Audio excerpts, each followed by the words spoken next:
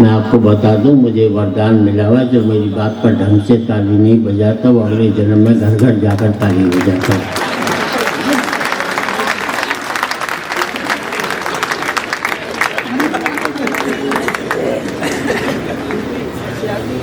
आदरणीय मंचासीन श्री सूर्यकांत जी, श्री मित्तल जी और बाकी सब अन्य लोगों को मेरा यथायोग्य, मैं हरियाणा का हूँ, हरियाणा की बात नहीं करूँगा तो बहुत अपराध होगा। उत्तर प्रदेश ने हमारे ऊपर बड़ा अत्याचार किया है, सब अत्याचार किया है। कृष्ण भगवान ने बांसुरी यहाँ बजाई, बांस हमारे यहाँ आकर के बजाई और हमने उसका एक पैसा नहीं लिया उससे। इससे बड़ा अपराध क्या हो सकता है? हरियाणा में हमारा कोई कसूर नहीं था, पूरी महाभारत हमारा कोई मतलब नहीं था। पानीपत की 3 लड़ाई हमने बर्दाश्त की, जबकि हमारा कोई लेना देना उससे नहीं था। ऐसे मुल्क में मैंने पैदा हुआ तो राज्य में मैं बधाई देना चाहता हूँ अपने आप को। और आदरणीय, मैं बता दूं, हरियाणा का बेटा 100% बाप की बात मानता है और किसी स्टेट का बेटा 100% बाप की बात नहीं मानता। वो हरियाणा में बाप ने बेटे से कह दिया, कल तेरा रिजल्ट आ रहा है, फेल हो जाए तो मुझे अपना बाप मत कहिए। छोरा बोलो ठीक। अगले दिन बेटा है, बाप ने पूछा क्या रिजल्ट है? बोले छोड़ना, राम प्रसाद क्या करेगा पीछे। इसे कहते हैं बाप की बात मानना। अच्छा, हमें अपने बेटों पर 100% कॉन्फिडेंस होता है, आपको 70, हमें 100। वो हरियाणा में एक बाप अपने बेटे को कूट रहा था और स्टेट में बच्चे पीटे जाते, हमारे यहाँ कूटते जाते हैं। किसी ने बाप से पूछा बेटे को क्यों कूट रहा है? बोले यार क्या करूं, कल इसका रिजल्ट आने वाला है और आज मुझे बाहर जाना है। इसे कहते हैं कॉन्फिडेंस। अच्छा, मैं second Shri Ram college of commerce में पढ़ा, बेस्ट कॉलेज कॉमर्स का। सेकंड ईयर में मैं फेल हुआ। मैंने अपने बाप को 6 महीने तक पता नहीं लगने दिया कि मैं फेल हो गया। आदरणीय मुख्य न्यायाधीश, दिस इज कार्ड मेंटेन, मैं अब क्या करूँ, भूल जाता हूँ, अंग्रेजी आती नहीं बस। हमें इतनी अंग्रेजी आती कि दूसरों में गलती निकाल ले बस।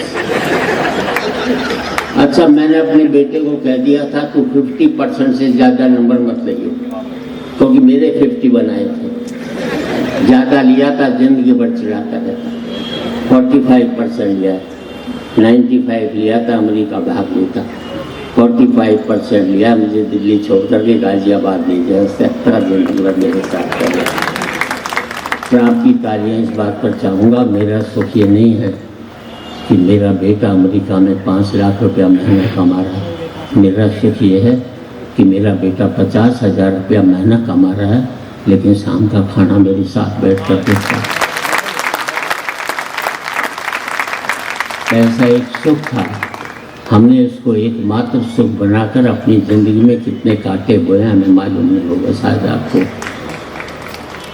मिलते हैं IIT के बच्चे, क्यों पढ़े हिंदी, पेट तो अंग्रेजी भरती है।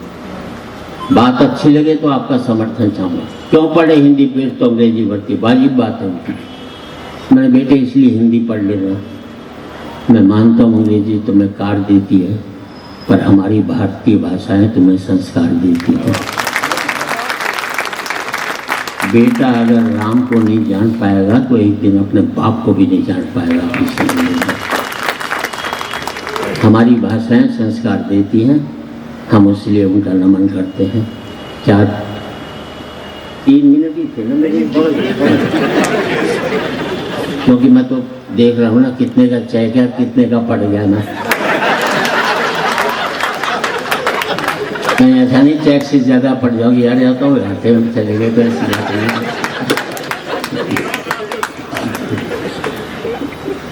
थोड़ी टिप्स देना चाहता हूँ आपको। इस मुल्क में बहुत नुकसान किया गया। मैं मैंने बाबा रामदेव से एक ही बात कही थी, मैंने बाबा अगर योग से लोग दूर होते हैं तो तू दवाई क्यों बना रहा है? आज तक जवाब नहीं मिला मुझे।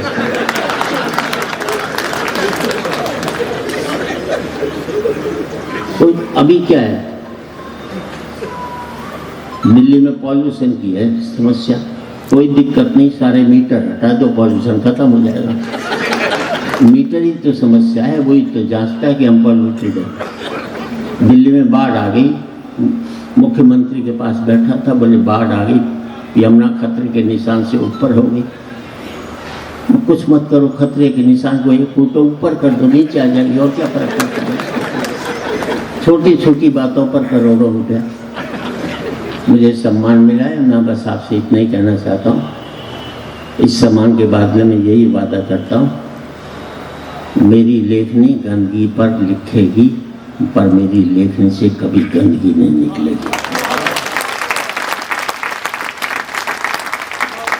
हम बड़ा अपराध करते हैं। इस मुल्क में एक ही अपराध रहा हम सबका कि हमने पार्टियों को वोट देना शुरू कर दिया। अगर हम अच्छे व्यक्ति को वोट देना शुरू कर देते तो हर एक पार्टी वाले अच्छे व्यक्ति को टिकट देना शुरू कर देते। इस मुल्क में पार्टियां चुनाव हारती, मुल्क कभी भी चुनाव नहीं हारता, क्योंकि जो भी जीतते वो अच्छे लोग ही तो जीत करके आते हैं। क्योंकि इस देश में सत्ता बदलती है, व्यवस्था नहीं बदलती, चेहरे बदलते हैं, चरित्र नहीं बदलता, मुखौटे बदलते हैं, मन नहीं बदलता, कोई फर्क नहीं पड़ता। इस देश में राजा रावण हो या राम, जनता तो बेचारी सीता है। रावण राजा हुआ तो वनवास से चोरी चली जाएगी, और राम राजा हुआ तो अपनी परीक्षा के बाद वनवास में भेज दी जाएगी। कोई फर्क नहीं पड़ता। इस देश में राजा हिंदू हो या मुसलमान, जनता तो बेचारी लाश है। हिंदू राजा हुआ तो जला दी जाएगी, और मुसलमान राजा हुआ तो दफना दी जाएगी। कोई फर्क नहीं पड़ता। इस देश में राजा कौरव हो या पांडव, जनता तो बेचारी द्रौपदी है। कौरव राजा हुए तो चीरहरण के काम आएगी, और पांडव राजा हुए तो जुए में हार दी जाएगी। और 4 पंक्तियों में आदरणीय वसीम भाई के सानिध्य में मुझे सम्मान प्राप्त हुआ है। मैं प्रसिद्ध हूँ, वो सिद्ध भी हैं, प्रसिद्ध भी हैं। मैं सिद्ध नहीं हूँ, लेकिन वो सिद्ध उनके हाथों मिला, बहुत अच्छी बात है। इन 4 पंक्तियों से आपसे विदा चाहता हूँ।